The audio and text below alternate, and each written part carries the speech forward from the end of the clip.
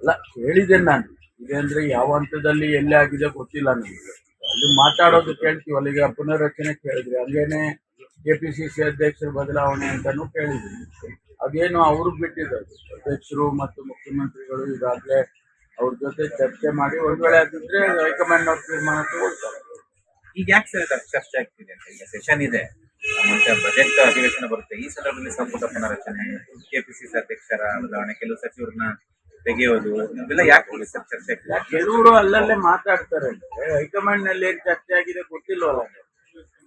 High command ನಲ್ಲಿ ಚರ್ಚೆ ಆಗಿರೋದು ಗೊತ್ತಿಲ್ಲ, ಮತ್ತು ಮುಖ್ಯಮಂತ್ರಿಗಳು ಅಧ್ಯಕ್ಷರು ಅವರೇನು ಚರ್ಚೆ ಮಾಡ್ಕೊಂಡಿದ್ದಾರೆ ಅನ್ನೋದು ನಮಗೇನು ಗೊತ್ತಿಲ್ಲ. ಸಾರ್ವಜನಿಕವಾಗಿ ಚರ್ಚೆ ಆಗುವಂತ ವಿಷಯ ಅಷ್ಟೇ ನಾವು ಮಾತಾಡ್ತಾ ಇದ್ದೀವಿ. ನಮಗೇನು ಅದ್ರ ಬಗ್ಗೆ ನಿಖರವಾದಂತ ಮಾಹಿತಿಗಳು ನಮಗೇನು ಇಲ್ಲ. ಸಾರ್ವಜನಿಕವಾಗಿ ಅಲ್ಲಿ ಇಲ್ಲಿ ಚರ್ಚೆ ಆಗುವ ಪುನರಚನೆ ಮಾಡ್ತಾರಂತೆ, ಈಗ ನೀವೇ ಕೇಳಿದ್ರಿ ಪುನರಚನೆ ಮಾಡ್ತಾರಂತೆ ನಿಜವಾ ಅಂತ, ಹಂಗೆ ಜನ ಕೇಳ್ತಾರೆ.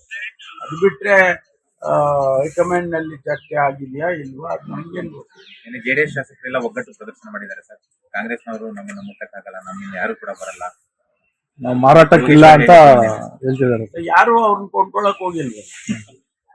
ಈಗ ಕೊಂಡ್ಕೊಳಕ್ಕೆ ಹೋಗಿದ್ರೆ ಈಗ ನಾವು ಅಂಗಡಿಗೆ ಹೋಗ್ತೀವಿ, ಇದು ಏನೋ ಒಂದು ವಸ್ತು ಎಷ್ಟು ಇದು ಅಂತೀವಿ, ಬೆಲೆ ಕೇಳ್ತೀವಿ, ಅವ್ರು ಇಲ್ಲ ಇಲ್ಲ ಇದು ಮಾರಾಟಕ್ಕಿಲ್ಲ ಅಂತಾರೆ. ಹಂಗೆ ಇವ್ರು ನಾವೇನ್ ಯಾರು ಕೇಳಿಲ್ವಲ್ಲ. ಅವ್ರು ಶಾಸಕ ಯೋಗೇಶ್ವರ್ ಹೇಳಿಕೆ ಕೊಟ್ಟ ನಂತರ ಅವ್ರ ಶಕ್ತಿ ಪ್ರದರ್ಶನ ಮಾಡಿದ್ರು. ನಾವು ಒಂದು ಪಾಸಿಂಗ್ ರೆಫರೆನ್ಸ್ ಅಲ್ಲೇ ಹೇಳಿದ್ದಾರೆ, ಅದನ್ನ ಅಷ್ಟು ಸೀರಿಯಸ್ ಆಗಿ ತಗೊಳ್ಳೋದಕ್ಕೆ. ಸರ್, ಹಾಗೆ ಬೆಳಗಾವಿಯಲ್ಲಿ ಕ್ರೈಮ್ ಆಕ್ಟಿವಿಟೀಸ್ ಜಾಸ್ತಿ ಆಗ್ತಿದೆ ಅಂತ ಹೇಳಿ, ಇವತ್ತು ನರ್ಸ್ ಅಟ್ಯಾಕ್ ಮೇಲೆ, ಒಬ್ರು ನರ್ಸ್ ಮೇಲೆ ಅಟ್ಯಾಕ್ ಆಗಿದೆ, ಜೊತೆಗೆ ಮೊನ್ನೆ ಒಂದು ಶೂಟ್ಔಟ್ ಕೂಡ ಆಗಿರ್ತದೆ ನಿನ್ನೆ. ಎಲ್ಲ ಒಂದ್ ಕಡೆ ಬೆಳಗಾವಿಯಲ್ಲಿ ಜಾಸ್ತಿ ಆಗ್ತಿದೆ ಅಂತ ಮಾಹಿತಿ ನಮ್ಗೇನ್ ಮಾಹಿತಿ ಇಲ್ಲ. ಬೆಳಗಾವಿಯಲ್ಲೇ ಜಾಸ್ತಿ ಆಗುತ್ತೆ ಅಂತ ಮಾಹಿತಿ ಇಲ್ಲ. ಆದಾಗ ಅದಕ್ಕೆ ಕಾನೂನು ಪ್ರಕಾರ ಏನ್ ಕ್ರಮ ತಗೋಬೇಕೋ ತಗೊಳ್ತೀವಿ, ಅದರಲ್ಲಿ ಏನಿಲ್ಲ. ಬಟ್ ಬೆಳಗಾವಿನಲ್ಲೇ ಆಗಿದೆ ಅನ್ನೋದು ಆ ರೀತಿ ಏನ್ ಮಾಹಿತಿ ಇಲ್ಲ. ಪ್ರೀತಮ್ ಗೌಡ ಏನಾದ್ರು ಕಾಂಗ್ರೆಸ್ ಬರ್ತಕ್ಕಂಥ ಸಾಧ್ಯತೆ ಇದೆಯಾ ಸರ್?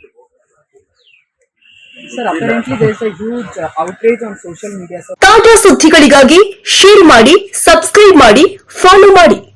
AIN ನ್ಯೂಸ್ ಕನ್ನಡ, ವರದಿ ನಮ್ಮದು, ನಿರ್ಧಾರ ನಿಮ್ಮದು.